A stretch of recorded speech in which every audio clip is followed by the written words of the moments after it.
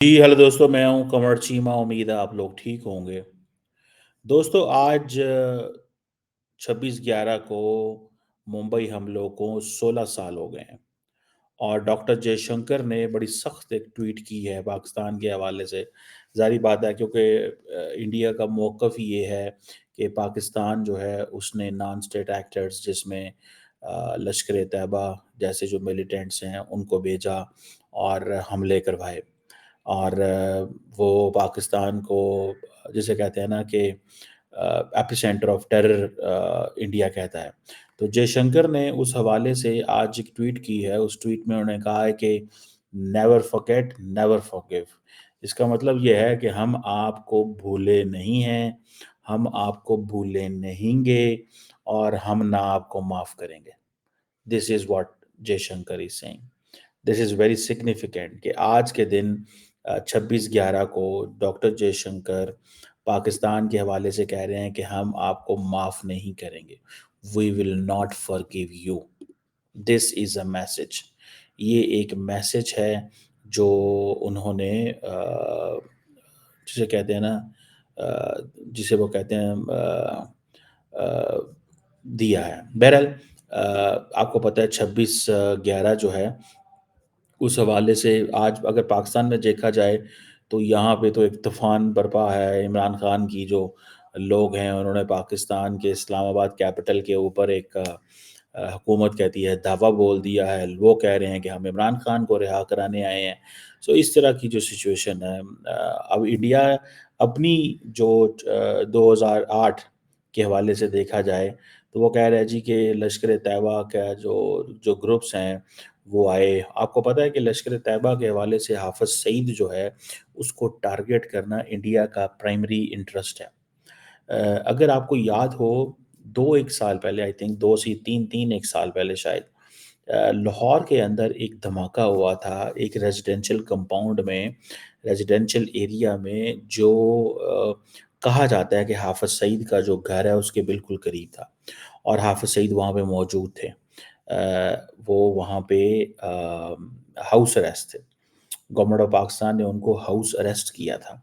सो ये जो एक चीज़ है, वो एक बड़ी जिसे कहते हैं ना लंबी-चौड़ी प्लानिंग थी कि कैसे लोगों को हायर किया गया दुबई से, फिर पाकिस्तान से, और उनको ये कहा गया कि आप जाके हाफ़िज़ सईद के घर के बाहर वो रखें गाड़ी, उस गाड़ी में एक्सप्लोसिव थे, कोई लोग कराची से बुलाए गए और एक पूरा नेटवर्क था। बहरहाल हर बंदा जो है वो अपने जगह पे ऑपरेट कर रहा था और बाद में वो पता चल गया। तो इंडिया का ये टारगेट रहा है कि हम पाकिस्तान में अंदर उन लोगों को जिन्होंने कश्मीर में धमाके किए हैं या कश्मीर में इन्वॉल्व रहे हैं उनको टारगेट करें। हाफ़िज़ सईद इंडिया की टॉप टारगेट है और इस सिलसिले में बहुत दफ़ा उनके ऊपर जो है वो अटैक्स करने की बात हुई है, लेकिन वो जो लाहौर वाला अटैक था मुझे लगता है वो सबसे ज़्यादा था और इंडिया की जो इंटेलिजेंस एजेंसीज़ थी वो बहुत इनसाइड पाकिस्तान जो है वो ऑपरेट कर रही थी। उनका नेटवर्क, उनके लोग, उनकी जो ऑन ग्राउंड इन्फॉर्मेशन थी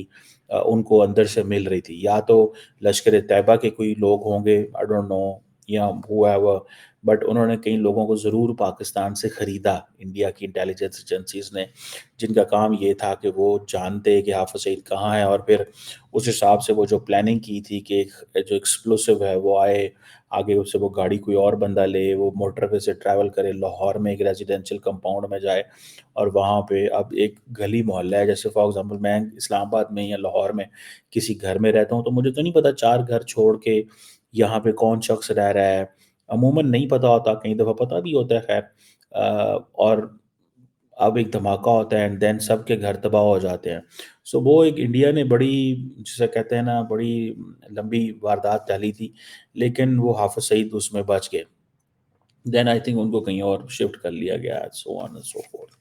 बहरहाल अब 26/11 के हवाले से इंडिया का जो मौक़िफ़ है कि जी 166 लोग मारे गए, सिक्योरिटी पर्सनल थे, 26 एक फ़ॉरेन नेशनल्स थे, 300 लोग ज़ख्मी हो गए। ये इंडिया की जो स्टोरी है ये पूरी दुनिया में बिकी है। इंडिया का ये मौक़िफ़ जो है ये पूरी दुनिया में लोगों ने बाय किया है। लोग पीपल बिलीव कि ये that was an act of terror और یہ اب اسی لیے تو ڈاکٹر جے شنکر نے کہنا شروع کر دیا. دیکھیں the moment doctor J Shankar یہ حلف لیا اور ساری پوزیشن میں آئے، انہوں نے ایک ٹف لائن لی پاکستان کے اوپر، بیکاز وہ ٹف لائن جو ہے وہ Amit Shah and prime minister Modi جو ہیں ان کی طرف سے وہ ٹف لائن تھی. پرائم منسٹر مودی چاہتے تھے کہ اس طریقے سے پاکستان سے ڈیل کیا جائے کہ اب انہوں نے یہ سوچا ہوا ہے کہ اگر پاکستان کی طرف سے کوئی ایسی چیز آتی ہے جو کہ انڈیا کا موقف ہوتا ہے یا کچھ کشمیر میں ہوتا ہے تو وہ کہتے ہیں کہ ہم پاکستان میں ہٹ کریں گے. اور یہ سچویشن مزید کریٹیکل اس لیے ہو جاتی ہے کہ جب انڈینز کہتے ہیں ہم ہٹ کریں گے اور انٹرنیشنل کمیونٹی کہتی ہے یس یہ آپ کا حق ہے، جیسے امریکنز نے. اور میں نے آپ کو کہا تھا کہ ڈونلڈ ٹرمپ کی ایڈمنسٹریشن میں in case there is some thing which happens in Kashmir اور ان انڈیا اور ریگارڈنگ ٹو انڈین آرمی جو ہے، تو پھر آپ یہ دیکھیں گے کہ لوگ کہیں گے کہ جی یہ آپ کو اس چیز سے اندازہ ہوگا کہ اگر انڈیا اٹیک کرتا ہے پاکستان کے اوپر تو اس چیز کو سمجھیے گا کہ پھر جسے وہ کہتے ہیں نا کہ پھر انڈیا حملہ کرے گا، انٹرنیشنل کمیونٹی کہے گی یس صحیح کیا ہم نے. یہ ایک بڑی جسے کہیں وہ نا ایک اہم ایک چیز ہے، اس کو ایسے نہیں اگنور کرنا چاہیے، اور انٹرنیشنل کمیونٹی کا جو رول ہے اس کو بھی انالائز پاکستان کو کرنا چاہیے. بہرحال اب انڈیا نے اس کی جو 26/11 جو ہے اس کو انہوں نے اس پیمانے پہ لے ہیں کہ انہوں نے اس کی جو انٹرنیشنل سگنیفیکینس ہے نا وہ بڑھا دی ہے ممبئی اٹیکس کے بعد. اور انہوں نے اس کو جو کمپیریزن ہے وہ سپٹمبر 11 کے ساتھ کرنا شروع کر دیا کہ جس طرح انہوں نے کہا جی 9/11 ہوا، انہوں نے کہا جی 26/11. انڈیا نے اتنا 26/11 کہا، اتنا 26/11 کہا کہ اب وہ ان کا وہ کہتے ہیں جی یہ ہمارا 9/11 ہے. اچھا اگر پاکستان میں دیکھا جائے تو روزانہ کی بنیاد پہ جب آرمی پبلک اسکول میں پتہ نہیں کتنے 100 150 بچے کو شہید کر دیا گیا تھا، پاکستان تو اپنے کیس کو ہائی لائٹ نہیں کر سکا نا. کیوں کہ انڈیا کہتا ہے جی آپ کے ہاں تو روز ہوتے ہیں، ہمارے ہاں تو کبھی کبھی یہ چیز ہوئی ہے، تو ہمارا یہ ایک انسیڈنٹ ہے. ٹھیک ہے، سو پاکستان اپنے ہی مسئلے کو انٹرنیشنلائز کرنے میں ناکام رہا ہے. جتنا ہمیں جتنا ایڈوانٹیج وہ ایک پولیٹیکل یا اس وقت کی سچویشن کے حساب سے ایڈوانٹیج تھا ہم نے اتنا تو کیا، لیکن ادر دین دیٹ ہم نے کچھ بھی نہیں اس مسئلے کو کیا. سو پاکستان کی طرف سے یہ بھی کلیم آتا ہے کہ ہم تو دہشت گردی سے متاثر ہیں، اور ہم ہی جو ہے متاثر ہونے کے بعد اس کے باوجود ہم پہ الزام ہے. اور اس کی وجہ یہ ہے کہ پاکستان نے یہ جو ریسرچرز یہ کہتے ہیں کہ پاکستان نے دو اوپینینز رکھی ہیں. پاکستان نے یہ کہا ہے کہ terrorist who operate on the western side of Pakistan's border, they are bad terrorists. And the terrorists who operate on the eastern side on Kashmir on India, ان کے حوالے سے جو سائلنس رہی ہے نا، اس کی وجہ سے دنیا نے ایک ہمارے بارے میں امیج رکھا. پھر پاکستان نے ان لوگوں کو بھی چھوڑا جو ویسٹرن بارڈر پہ تھے لیکن پرو پاکستان تھے یا پاکستان کے ساتھ انگیج تھے، تو وہ گڈ طالبان بیڈ طالبان کی جو افغان طالبان گڈ طالبان تھے، اور وہ جو لوگ تھے جو یا افغان طالبان میں سے کچھ ایسے فیکشن جو رابطے میں تھے، تو پاکستان اگر ان کے خلاف ایکشن نہیں لیتا تھا وہ کہتے تھے یہ تو گڈ طالبان آپ ان کے خلاف کیوں نہیں لیتے. سو پاکستان کے حوالے سے یہ جو 20-25 سال ہیں پاکستان کو as a supporter of the non state actor دنیا نے دیکھا، جس کی وجہ سے ایک جو اوور آل امیج ہے پاکستان کا وہ اس اینگل سے بنا ہے کہ جی یہ تو وہ لوگ ہیں جو نان اسٹیٹ ایکٹرز جو ہیں وہ ہیں اور نان اسٹیٹ ایکٹرز کو سپورٹ کرتے ہیں. سو مجھے ایسا لگتا ہے کہ جسے وہ کہتے ہیں نا یہ چیزیں مجھے that's what I believe. مجھے ایسا لگتا ہے کہ یہ چیز جو ہے اس نے پاکستان کو ڈینٹ ڈالا ہے. اینڈ اور پھر پاکستان کے اندر بھی جو سب نیشنلسٹ ہیں، جیسے کہ فار ایگزامپل آپ دیکھیں کہ پشتون نیشنلسٹ جو ہیں، جو بلوچ نیشنلسٹ ہیں، انہوں نے بھی پاکستانی اسٹیٹ کے اوپر کویسچن مارک لگایا.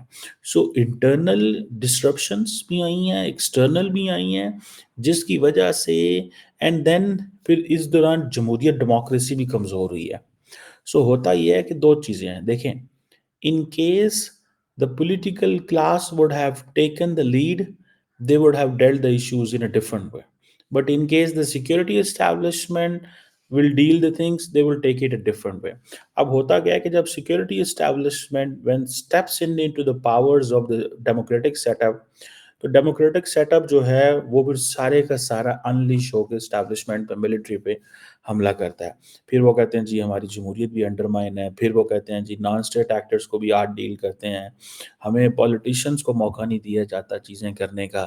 سو یہ مختلف قسم کی چیزیں پھر سامنے آ جاتی ہیں. پھر جب آپ کے انٹرنیشنل ڈس ایگریمنٹس ہوتے ہیں, مثال کے طور پہ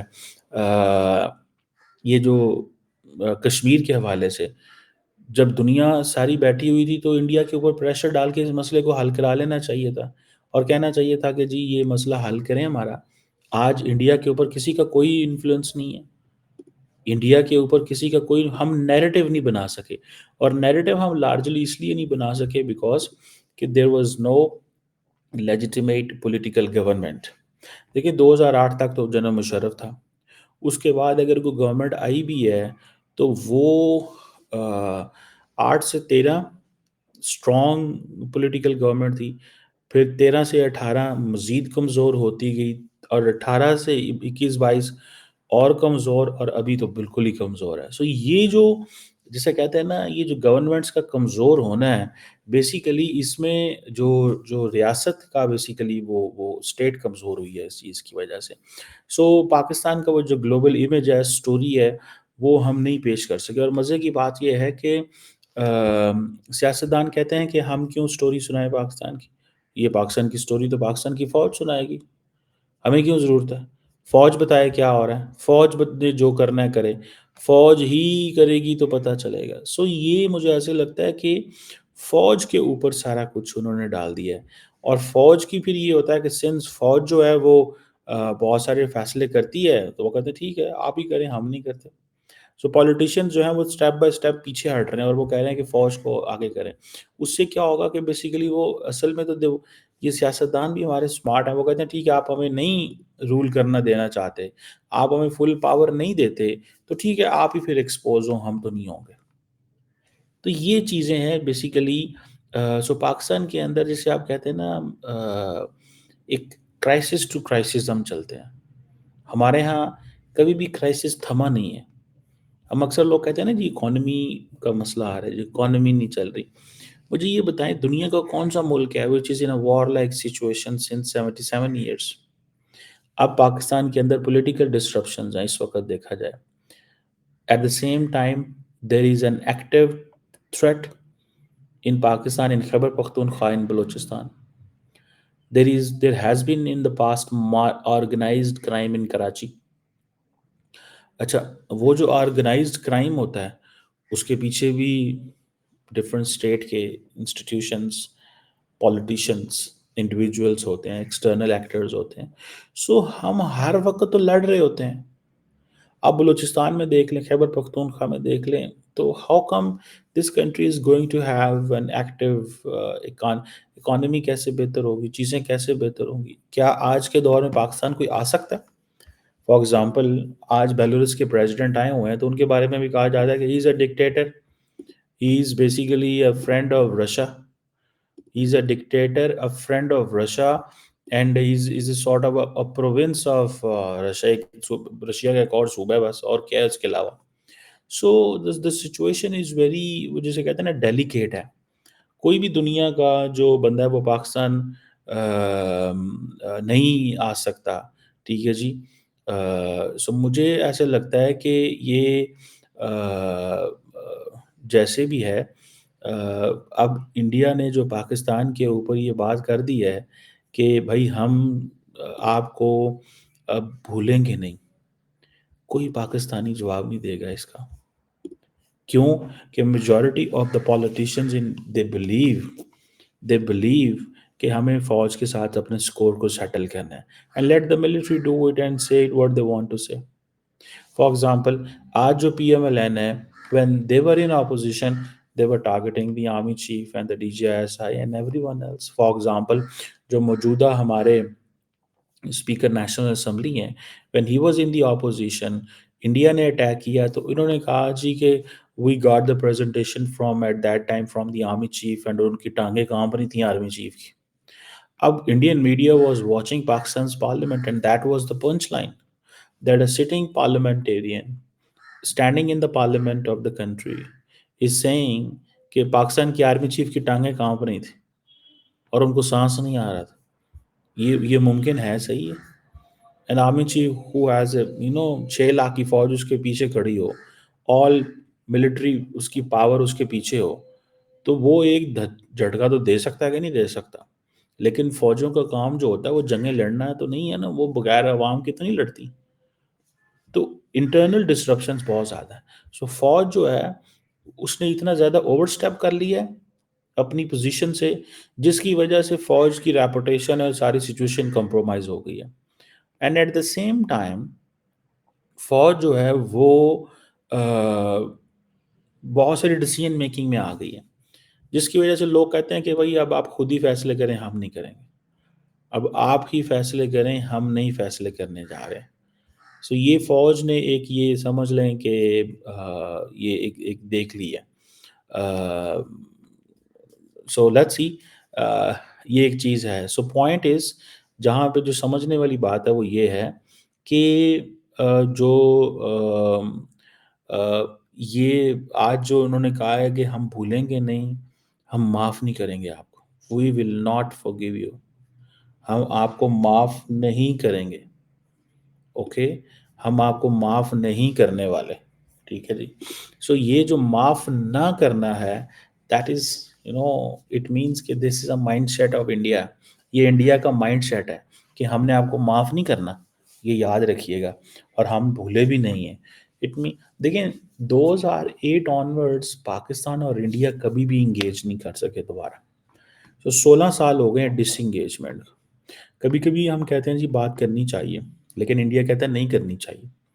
सो मैं तो, ये बड़ी कंसिडर्ड ओपिनियन है कि India will never talk with Pakistan, because वो कहते हैं कि this is not a time to talk with the country which is has a political instability, which is being targeted by the non-state actors, which has an internal political imbalance, uh, which is facing an economic crisis and running towards the global financial institutions. Why should we talk and why should we give them a space? हम क्यों बात करें और क्यों space दें? सो मुझे ऐसा लगता है कि वो कभी भी वो बात नहीं करना चाहते, बिकॉज उनको इस चीज़ की अंडरस्टैंडिंग है कि आज हमने ये बात की, आज हमने बात की तो हम तो बेसिकली पाकिस्तान को मेन स्ट्रीम करेंगे. सो पाकिस्तान शैल गेट रेडी फॉर दिस, कि इंडिया के साथ तभी बात होगी जब आपके यहाँ पॉलिटिकल स्टेबिलिटी होगी, और पॉलिटिकल स्टेबिलिटी भी लंबी पॉलिटिकल स्टेबिलिटी, छोटी पॉलिटिकल स्टेबिलिटी नहीं. एक बात. दूसरा, इन केस 2029 तक तो नहीं होगी, बिकॉज ये इंडिया का जो पॉलिटिकल ऑपरेटर है ना, ये तो एक माइंड लगा, ये लंबा सोच रहा है पाकिस्तान के बारे में कि इनको इग्नोर करें. ठीक है. और मैं भी ये समझता हूँ कि पाकिस्तान को, जो पाकिस्तान की मौजूदा मिलिट्री इस्टेब्लिशमेंट है, वो भी यही समझती है कि नहीं, अभी इंडिया से बात नहीं करनी चाहिए, और हमने क्योंकि बहुत दफ़ा कह दिया हुआ है, नाउ इट्स देयर टर्न. सो लेकिन हमारी जो पॉलिटिशियन है वो बात करना चाहते हैं. लेकिन अगर पॉलिटिशियन करना चाहते हैं तो मिलिट्री सपोर्ट करेगी. लेकिन ये जो मिलिट्री लीडरशिप है, ये पिछली वाली की तरह नहीं है. They are not interested to talk. पिछली जो थी वो बहुत ज़्यादा बात करती थी और करना चाहती थी, बहुत ज़्यादा. सो मुझे इस पे एक, when I look at this, तो मुझे इससे अंडरस्टैंडिंग होती है, पता चलता है कि भाई ये एक लंबी जो है ना वो कहानी है. So when India says we will never forgive and never forget, ये एक लंबा समझ लें कि एक लंबे अरसे तक वो ऐसे चीज़ों को चलाना चाहते हैं. और जो ऑप्टिक्स आज इस्लामाबाद में देख रहे हैं, आपको पता है, जो जब जयशंकर ये कहता है कि पाकिस्तान की इज्जत उससे भी ज़्यादा तेज़ गिरती है जिस अंदाज से उनके फॉरेन एक्सचेंज रिजर्व गिरते हैं, आप इसको क्या कहते हैं?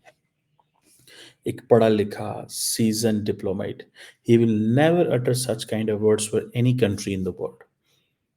जयशंकर जो अल्फाज पाकिस्तान के लिए इस्तेमाल करते हैं, वो दुनिया में किसी मुल्क के लिए इस्तेमाल नहीं करते. वो क्यों करते हैं? बिकॉज ही नोज दिस कि मेरी लीडरशिप को अच्छा लगेगा. ही नोज दिस कि नरेंद्र मोदी को ये पसंद है, अमित शाह को ये पसंद है. एंड ही नोज कि मुझे ये टफ मैसेजिंग देनी है, बिकॉज उनकी लीडरशिप का मौकफ पाकिस्तान के ऊपर ये है. تو یہ چیزیں جو ہے نا they are there. So let see کیا ہے اور کیا اس میں نہیں ہے. But on 26/11 they are saying that we will not forgive Pakistan. But there is no answer from Pakistan. خاموشی ہے like always.